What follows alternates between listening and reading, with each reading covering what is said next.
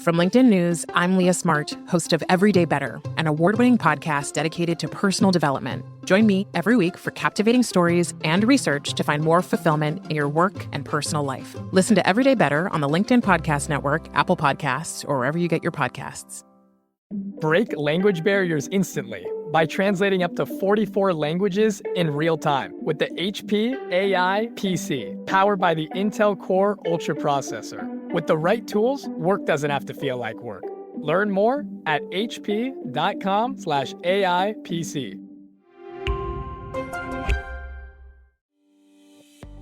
Hey, I'm Kwame Christian, and you are about to step into the world of Negotiate Anything, the #1 negotiation podcast in the world where we teach you how to make difficult conversations easier while getting more of what you want in the process. Each episode is packed with practical tips and strategies from the experts. We delve into negotiation, conflict resolution, and leadership skills that are crucial in both business and in life.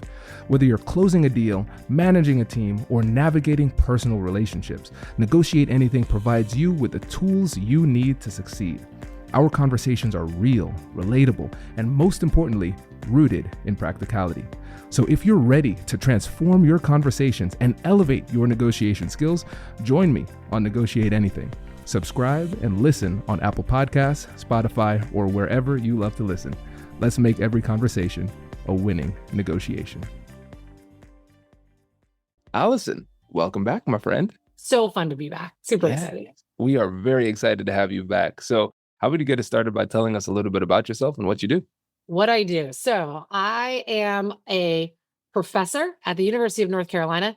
This is my 20-year anniversary. I've been doing this for 20 years. I always say it was not my childhood dream. Started out as a management consultant, got me really interested in the psychology of people, trying to think about moving people who did not want to be moved. Become a professor, organizational psychologist at UNC, been there for 20 years, and do a lot of work talking to people about negotiation, but more fundamentally, thinking just about how to be a good, strong advocate for yourself as a tool for living the life that you want and building the career that you want. And a lot of the work that I do now is specifically oriented to women, using behavioral science to help women advance. As you know, none of the advice I talk about is only relevant to women, but it's just an audience that I care about very deeply. And since we last saw each other, I now have a book coming out, and Likeable Badass, How Women Get the Success They Deserve, which focuses on status and power and thinking about how those things relate to being a good, strong advocate for yourself. It's all been really good.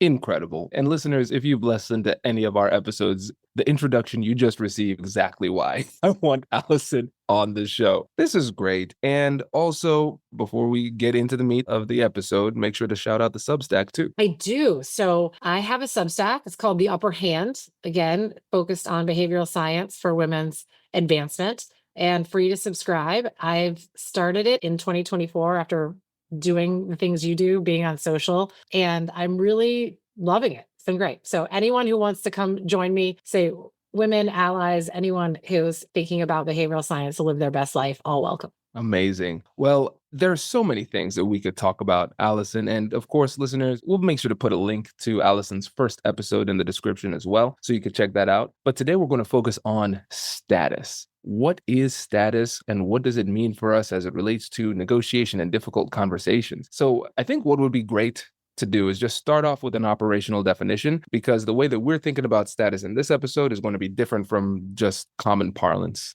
That's right. So status, the way psychologists talk about it, is how respected and highly regarded we are by other people. And if you look it up in the dictionary, you will get that as one of the meanings. So it's not that psychologists have simply made this up. That's one of the meanings, but there are other common uses of that term in everyday discourse that are different than the way we talk about it in psychology. So status, every time you hear me say that word in our conversation, is how much respect and regard we have from other people. And what makes status really fascinating to me, and why it's been part of the things I've studied for 20 years, is your status exists only in other people's minds. You only have as much as other people think you do.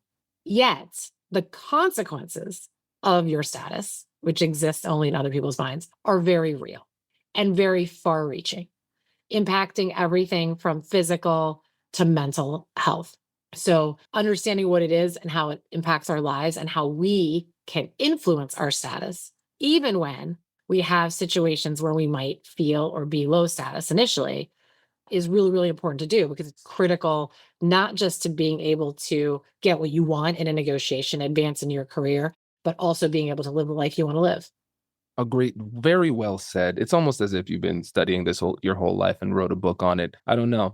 Maybe I'm just making that up. But yes, that was exceptional. And I really want to paint this picture before we get into this because I have to concede. I have a degree in psychology. I've studied negotiation all my professional life, and status was a concept that was foreign to me until last year. And once I started to appreciate it, I recognized just how much of an oversight that is in the negotiation and persuasion space. And now I want you to really paint a picture for the audience when it comes to negotiation and difficult conversations. What are the risks of not fully understanding and appreciating the psychology of status?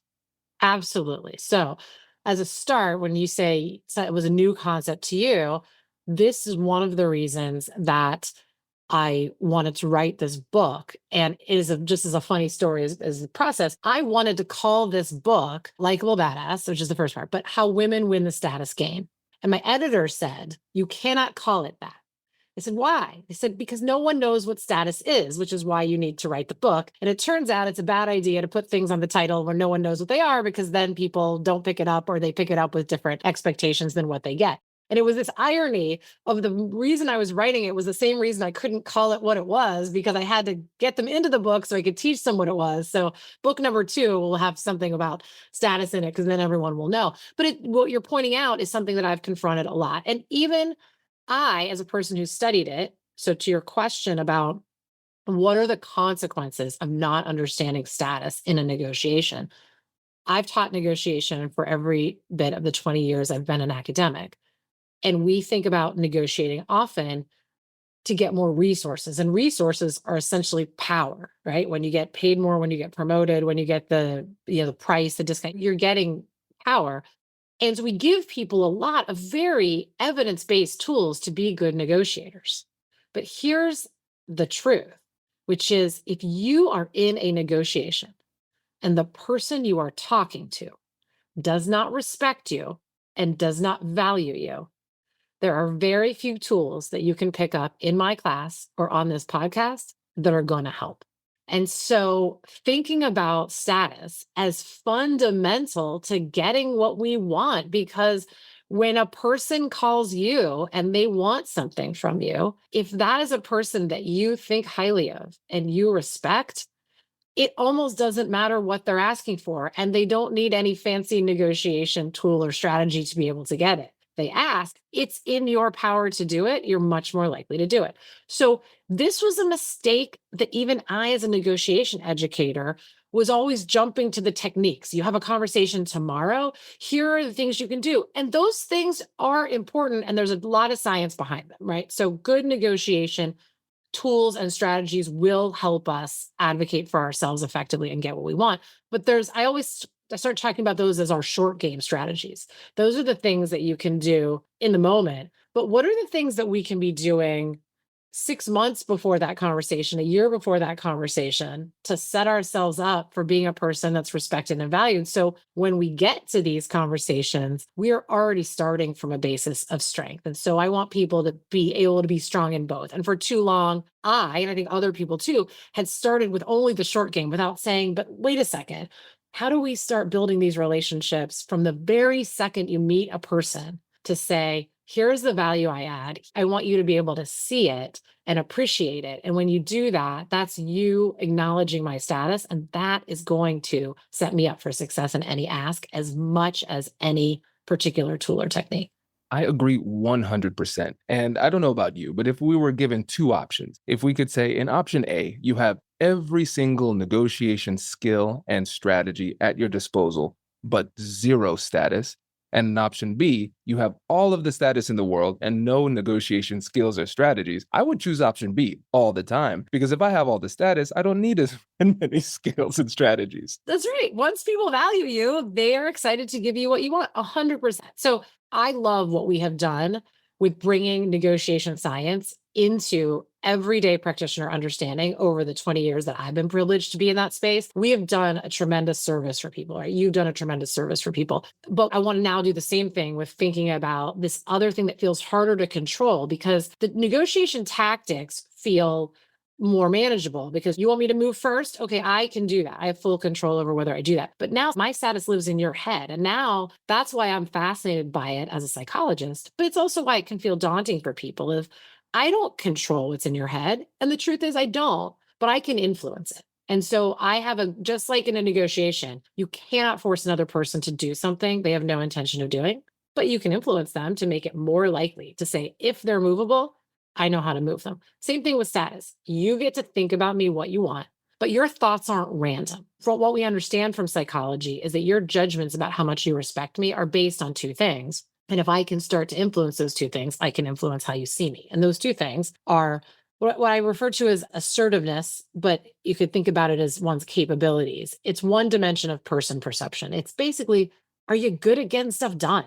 So that's going to be, are you competent, but also, are you organized? Are you persistent? Are you decisive? Do you have presence? All those things, they matter because they say, if I give you a task, are you going to execute it well?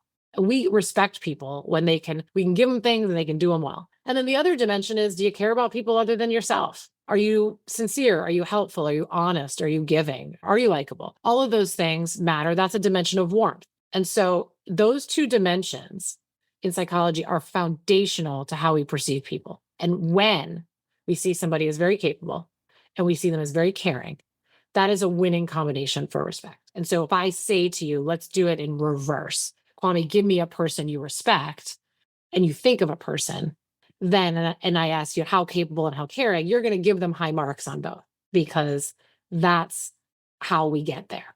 So we can start to influence how we show up on those two dimensions. When we do that, we are influencing the respect that other people give us. So what I try to help people understand is we cannot control what's in other people's heads, but if we understand the science of how those decisions are made, it starts to feel not idiosyncratic, but okay, now I understand when I show up in this way or I do this thing, I either tend to get more respect or less respect from a particular person or my audience.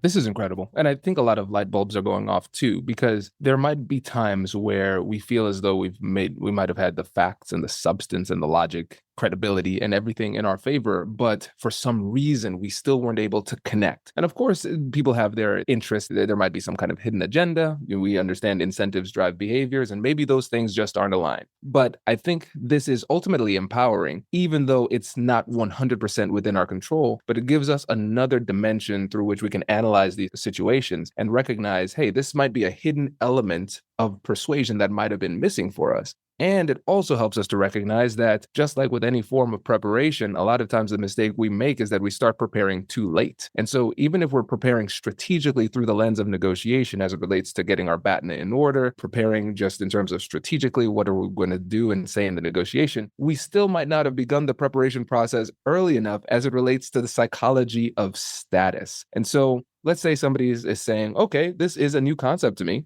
How do I start to elevate my status in the eyes of other people? What would be a good roadmap for them? Hello, my friends. Before we get back to today's episode, I want to ask you a question. Have you ever wondered how to elevate your team's negotiation game and how you can help the folks on your team have better, difficult conversations? At the American Negotiation Institute, we offer transformative keynotes and workshops tailored to empower professionals with top-tier negotiation and conflict resolution skills. Whether it's a keynote for your next event or hands-on training for your team, we've got you covered. Don't just negotiate. Master the art with the American Negotiation Institute. Click the link in the description to find out more. Elevate, negotiate, and succeed.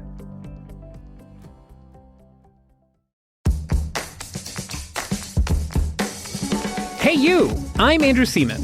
Do you want a new job? Or do you want to move forward in your career? Well, you should listen to my weekly show called Get Hired with Andrew Seaman. We talk about it all, and it's waiting for you, yes you, wherever you get your podcasts. Introducing the HP AI PC, your powerful AI assistant. Easily search through personal files, gain valuable insights, and make smarter, more informed business decisions. Unlock the future of work today with the HP AI PC, powered by the Intel Core Ultra processor. With the right tools, work doesn't have to feel like work. Learn more at hp.com/AI PC. Absolutely. So this is what I talk to people about. So I say everything that people know about you. So I'll use you, Kwame, as an example. Everything that people know about you comes from one of two places. Things that you have put out into the world yourself. I'll call that your self-promotion or maybe just your self-presentation. Things that originate with you. That's every word you've ever said on a podcast. It's every social media post. It's what's on your website. It's what it's like to sit next to you on the airplane or at dinner, whatever it is. You put out all this information into the world, whether you intend to or not. And from that, people draw conclusions. The other source is things other people say about you, often when you are not around. Okay. So as we were sitting here like pre-show, getting ready to catch up, we chatted about a bunch of people we know in common, right? How are they doing? How are they doing? Right. So, okay, I got a story. Here's what someone else is doing that's really neat, whatever. And that's another source of information. So once you start to think about the idea that what people know about me comes from these two channels, what I help people think about is let's start to control what's in the two channels. So the first one is the information I put out there into the world about myself. I always say to people at every moment when you're interacting with somebody, like, what's the thing that I can do that will help me show up as both as capable and assertive and also as warm and other oriented, and to think about tweaking my behavior. So sometimes it's not doing things that might be our first instinct. So I'll give you a very specific example. It was recently, as a speaker, you'll probably resonate with this. I went to a large conference. I was speaking on two different topics at the conference. I had two different sets of slides. The organizers of the event, particularly the lead organizer, sent me an email. Will you please send me your slides? Perfectly reasonable request. Yes, I do. I sent both slide decks, slide deck A and slide deck B. I wake up in the morning, I go present in the morning on topic A, they show the slides. There's a several hour delay before I'm going to talk on topic B. And in that delay, I get an email from a different member of the organizing team who was not on the original email. Can you please send me the slides for session B? It was not accusatory. It was not, you're late. But my first reaction, and I think this is very much how people have in a negotiation, was to be so like, but I just want you to know that I already did send the slides on session B to your colleague yesterday, because I just didn't want my competence, my capability at all to be in question. And there was a draft of this email that I started to write in my head, which was, I sent them to your colleague yesterday, but here they are again. And I realized in this moment, because I think about these things a lot, that my capability was not being attacked. And I didn't, to your point of always saying, like, I always want to have the right answers and do this. I say, I'm already showing up as quite capable. I just had a great session this morning. I did my job. There is nobody around here questioning whether I can do what I can do. I don't need to point out, simply for the sake of being right, that I had already sent the slides. It wasn't in dispute. I just said, here they are, ! And sent them along. I had to take a pause in that moment to recognize there was a story I was telling. I was putting something out there about myself. Was it going to destroy the relationship? Probably not. But was I taking an action that might have me be seen as less warm, because I was essentially saying, you're disorganized, right? You're asking me twice for the same thing, even though it was put in a different way, for no possible benefit. And so when you start to analyze small things of how you show up and say, okay, how am I presenting myself here? Is there a way that I could think about which of these dimensions do I really need to showcase at this moment? Do I need to showcase them equally? Or is one really much already kind of in hand and I really need to focus on an opportunity to do the other? To try to think about those. And so I help people think about things to take out of your stories, things we say, like this is a small example that say that might not serve you well, things to put in your stories. And then also how to think about how to get other people to say good things about you, because that's a huge way in which status is built. So you have this happen, I'm sure, all the time in your world, right? You have this big platform. A lot of people get introduced to you by people you already know. And when someone says, right, Kwame, this is the next person you must have on your podcast, and the person that is saying that is someone you value, you're much more curious about what that person has to say because they've come to you. That's other promotion. And so that person is, who knows what they were doing, playing around a golf, taking a nap, off doing their work. And now all of a sudden their status has been built in your eyes because of that intermediate party. I try to help people think about how can we start to affect the way we show up so we get more of those people doing more of that while we sleep. Oh, this is so good. So I think let me try to give a quick synopsis. You tell me if this is landing, because essentially, in order for us to begin to even play the status game, we need to overcome the egocentrism that causes us to see things only from our perspective. And so we focus exclusively on ourselves and not how other people are perceiving what it is that we're doing or saying. And if we start to give that a little bit more thought, then we can start to make maneuvers, do and say things that are more likely to resonate for other people. That's the first part. How am I landing on that? That's 100% correct. So status, it exists in other people's minds. So I need to understand how they typically make the judgments and then work backwards to say, okay, if people respect me when they see me as capable and caring, now I'm in this moment right now, I'm in front of this person, I'm emailing this person, whatever it is, what can I do on the margin, right? I always say start with just being your awesome self and then think about how you can make a little tweak. This is not overhauling who you are because you're a person that is worthy of respect, but it's about saying, how do I showcase that? So start with what you do, think about a tweak that's going to hit your audience and as you being maximally capable and caring. Oh, I love that. And then the next thing is when you do this well, it's you create these unpaid, eager surrogates for you that go around the world and promote your message. That's right. And that builds your status because when we have to promote ourselves, it's always going to feel some version of uncomfortable, even though we can do it artfully and there's lots of different ways to do it. But when other people are essentially saying to the world, Alison, Kwame, these are people worthy of respect. You really need to know them. That's a win-win. I mean, if we talk about, that's a term we like to talk about in negotiation. That is a win-win. When other people are saying great things about you, one, it's super efficient because if there are 8 billion people in the world, you are just not going to know them all. But I always say, if you have 2,000 people who sing your praises to 2,000 people who sing your praises to 2,000 people, that's 8 billion, right? I can find 2,000 people, right? And then if all I can get them to do is tell one other person, and then they tell one other person, boom, 8 billion people, right? We're a household name. So that idea of how can you influence that? And that part is another thing that we can control in our status. And I always say there's 3 things you got to do that. 1, people need to know who you are. Because if someone does not know you exist, that person cannot build your status to other people. So when we start to think about networking, which is something every human being has been told to do, but as you build the base of people who know you exist, you set the stage for them to possibly build your status with other people. The second thing is they themselves need to respect you. So you do have to do some of the work yourself and think about how do they see me as a person of value. And then the third one, which is back to in our space of negotiation, I always say it's not just for houses, cars, and salaries. It's a toolkit for advocating for yourself and getting what you want. And one of the big mistakes I see people make in negotiation is not realizing that all these other asks that benefit them are negotiations too. So everybody, particularly women, say, have you been told you should negotiate for more comp? 100%. Have you been told that you should negotiate for how your fan club talks about you? Maybe not. So one way to get other people to promote us, they need to know we exist.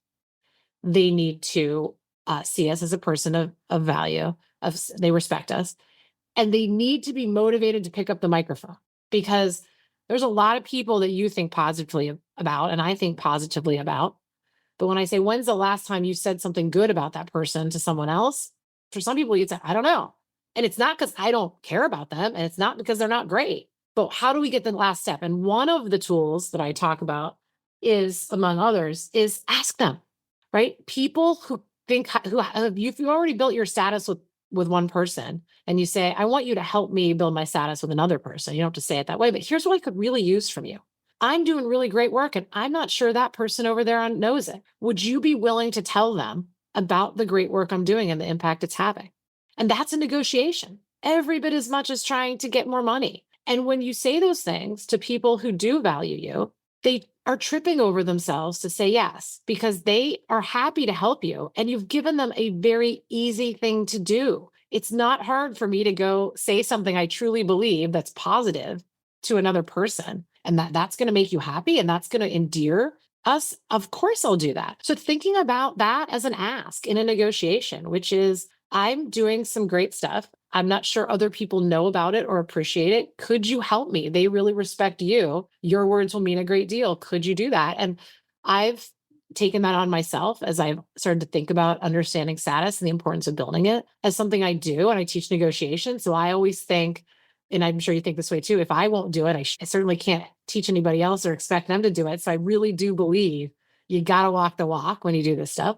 And I do it. And not a single person has ever said no, because you want to help people that you care about. So thinking about negotiating how your fan club talks about you, I think is a powerful way to think about a negotiation frame on building status. This is great. And it's so funny because as soon as you said it, I was like, duh. But for me, I love this saying, the sign of a brilliant insight is that it's obvious in hindsight, because it is so true. And still, we don't do these things. And it's not a big ask, because you're not saying, hey, I want you to deliver some tangible piece of value for me. I'm saying, hey, this is just intangible. You see that person over there? I'm just trying to get on their radar. Can you just say, hey, this person is pretty solid. Check them out. That's it. It's like a little whisper campaign, right? But it can do so much. And you're absolutely right, too, because when you think about persuasion, negotiation, and everything, one thing that we often forget about is just efficiency.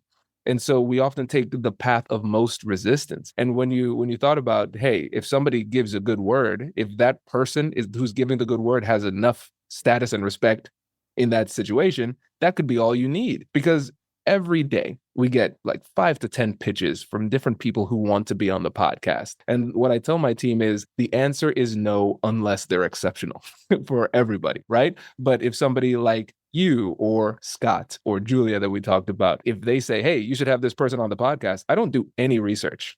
I say, yes, of course, I trust you. And the answer is yes. So I really like this, because now we're talking about how we can actually operationalize this and negotiate for status. This is powerful. And this is how it has felt to me to do it, and to the point to educate people about this is absolutely, we are doing bits of this, every single one of us, all the time. But what people often lack is their awareness. Some people are great at it. Some people need some more coaching, but we often lack the conscious awareness of the relationship between I just did X and I got outcome Y. Oh, let me bottle that and let me try that again. So what I try to do is not giving people tools that they didn't know exist, but to put a name on it and say, sometimes you've done this. Think about the consequences. Let's do more. So offer you another one in this space, because I know you and I both care very deeply and believe in negotiation, right? Of this idea of reciprocity, and you have to be giving and getting. So asking somebody to promote you is generally very effective, because people want to know what makes you happy. And if you tell them X will make me happy, then they know that if they do X, they're getting credit in your eyes. They're much more likely to do it. But the other way to do it is just to put the good out there first. So I have a rule that I live by, which is that anytime a positive thought enters my head about somebody else, I do not let it die there. I either tell them, so I give them positive feedback, or I try to find an opportunity to tell somebody else. So whether that's an email complimenting them, or to tell a friend the next time I see somebody, because what I'm doing is I am being an other promoter without being asked for the people who I think have status in my eyes. Now, that's a safe thing to do. No one ever resists me on that, because that's just putting more good out into the world about what people are doing. But here's the part that it's very authentic. I never say anything I don't think is true. But what's strategic is the idea that I say, that I could just think it and let it go. But I know that saying it is strategic. It's authentic because it's a good way to be a human. But the strategic piece is that I know and you know that reciprocity is one of the strongest governing rules of relationships. And people do for you what you've done for them. When you go through a double set of doors in a building and you hold the door open for a stranger, 100% of the time that stranger will go to the next door and hold it open for you, right? So this idea of when I promote you and I say, Kwame's amazing, and and then you hear about it, because eventually you will, you are much more likely to promote me in turn. So one of the other ways to approach this same goal of building our status through these third parties who tell our story is simply to just start telling other people's stories. And that doesn't require as much courage or vulnerability as it does to ask another person. And so when I have somebody who's has a very hard time advocating for themselves, I will always start with just put more good out into the world about what other people are doing, because that will also come back to you, because people tend to reciprocate by doing the thing for you that you did for them. You buy someone's lunch this time and they're always like, I'm getting the next one. They don't have to reciprocate like for like, but that's how we often think about it. So my other promotion to you about you is more likely to engender your other promotion to me. And so that's where I think strategy and authenticity can come together in these really powerful ways, that you can say things you truly believe that are positive and generous into the world. And you also know that because of how human beings are wired, some of that is likely to come back to you in ways that really are going to build your status as well. Incredible. And Alison, I could talk to you about this forever. But before we wrap up, I want to focus in on one thing that you've touched on, but I want to give you some time to discuss it explicitly, which is authenticity. Because there might be some people who listen and they say, okay, well, if I'm constantly focusing on the perception of that other people have of me, then I might start shape-shifting in ways that are unnatural. So how do you manage your status in a strategic way while at the same time being true to yourself and authentic? Absolutely. So this advice that we've often been told to not care about what other people think about us, and I think every parent says that, and my parents said it, and I repeat it. It's genuinely terrible advice, but it's well-intentioned terrible advice. And the idea is, it is ludicrous to think that what people think about us doesn't matter. It happens whether you can get the deal, get the job, get the friend, get the date, whatever it is. What people think about us matters a great deal. But there's a difference between simply sitting and ruminating or allowing their opinions to define us versus to say a sense of control that says, I can influence the way people see me. And what I'm really going for is to get people to see me as I really am. So I don't know if it has come up and anybody's talked about it on your podcast so far, but there's a Bob Cialdini, who we know is done a tremendous amount of work in influence and psychology, gave a great analogy I think is useful here. He talks about bunglers, smugglers, and sleuths. Because this idea of, if we teach people negotiation skills, you could say the same thing. If I'm teaching you to be a really great negotiator, am I teaching you to manipulate other people? Is it a bad thing I'm doing? And he says, well, there's three kinds of people in the world. Bunglers are people who have no idea what they're doing, and so they can't influence anybody to save their life. Smugglers are people who are very skilled, and they use their negotiation skills or their influence skills for bad ends. And sleuths are people who are very skilled, but they use it for noble ends. So if I understand, right, that giving my kids 3 choices of what vegetable they're going to eat is going to make them more likely to eat a vegetable, I would put that under being a sleuth, because I truly believe that eating the vegetable is a good thing for them to do. I'm not trying to put them and do something they don't want to do. So thinking about managing your status as being a sleuth, right? That I'm not asking people to be seen as something other than what they absolutely are, which is a person who puts good out into the world and cares about other people. But that's not always obvious to people. And so what you're trying to do is to say, I want you to see me as I really am. And that's authentic. The second piece of authenticity, and is why I'm always get deep in these conversations into the science behind it, is that when we give people tools, do this and don't do that, and we don't explain the why, then we might give them a tool that doesn't work for them. And then they're left in a pinch to say, well, I've been told that this is a good thing to do, but it doesn't feel authentic to me. I don't like it. And when I explain the science, I always say there is another way. The non-negotiable when it comes to status is the more you show up as capable and caring to the world, the more people will value you, and the better that will be for your ability to get what you want. And getting what you want is not just a selfish thing. It gives you resources to put more good out into the world. That's non-negotiable. But how do you show up as capable and caring? There are infinite ways. And so what I help people think about is, what's your authentic way? And then I always say, start with what you naturally do and what you're good at and what you like to do. And then think about where there's a tweak, whether it's, I need to apologize less. I need to compliment more. I need to make more introductions. I need to think less about telling people I'm right when no one said I was wrong. Whatever it is, how could I tweak something on the margin that allows me to show up that way? And that's where I think the magic is you might have to have a momentary piece of discomfort, but never to the part of being a smuggler in Cialdini's terms. If it feels icky, I always say, do not do it. There is another way. So good. Professor, I feel like I'm back in school with all the notes that I've taken thus far in this interview. Alison, masterclass as always. And hypothetically, if there was somebody who wanted to perhaps read a book or subscribe to a newsletter on such topics as these, do you have any suggestions for them? Well, great question. I would suggest going to my website. That is the one-stop shop for all the things that I am doing. So AlisonFragale.com, my speaking work, the book is there. The link to sign up for the newsletter is there. The links to follow me on social are there. Link to reach out to me directly is there. AlisonFragale.com. Amazing. Alison, thank you so much for joining us. Really appreciate it. You're the best. Yeah, amazing. Thank you. Congratulations! You've just joined an elite club. By listening to a full episode, you're now officially on the Negotiate Anything team. So welcome aboard. What most team members do is they subscribe to the podcast because that allows them to automatically get the latest episodes of the show. The best things in life lie on the other side of difficult conversations. Keep learning, keep practicing, and keep getting better. Your relationships will improve, your career will soar, and you'll have the confidence you need to get the most out of these crucial conversations. Again, thank you for joining the team. We're excited to have you, and I will see you in the next episode. I'll catch you later.